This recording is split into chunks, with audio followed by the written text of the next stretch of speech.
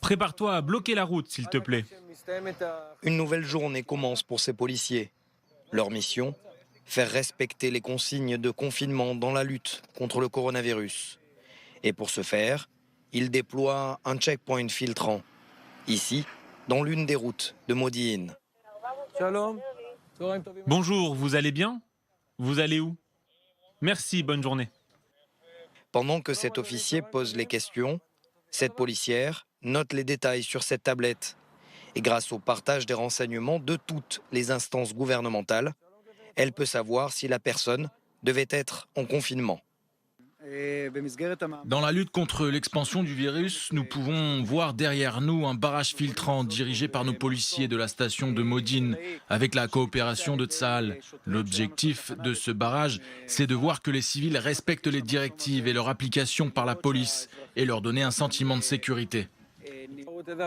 La particularité de ces barrages, c'est en effet de voir depuis 72 heures des soldats combattants se joindre aux policiers sur le terrain.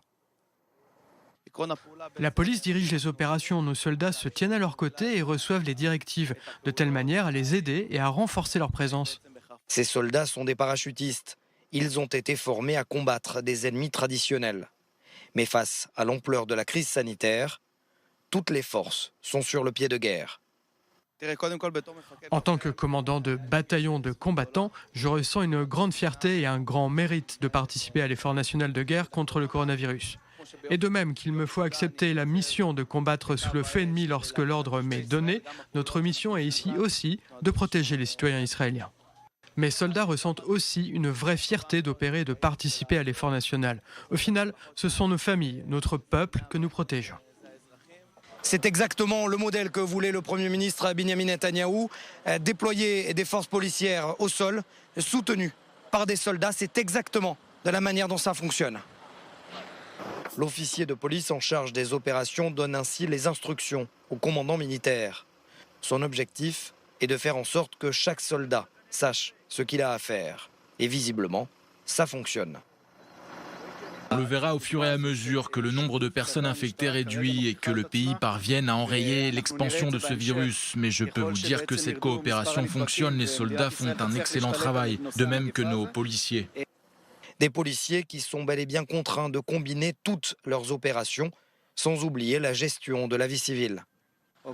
La police israélienne travaille 24 heures sur 24, 7 jours sur 7, 365 jours de l'année. Donc pendant que nous traitons ce problème, nous devons continuer notre travail au quotidien, lutter contre la criminalité, faire respecter l'ordre et gérer la sûreté routière.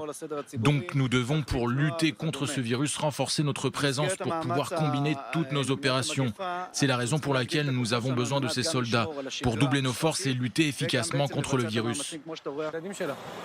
Le jour de notre tournage, aucun véhicule n'a été refoulé, aucune contravention n'a été donnée.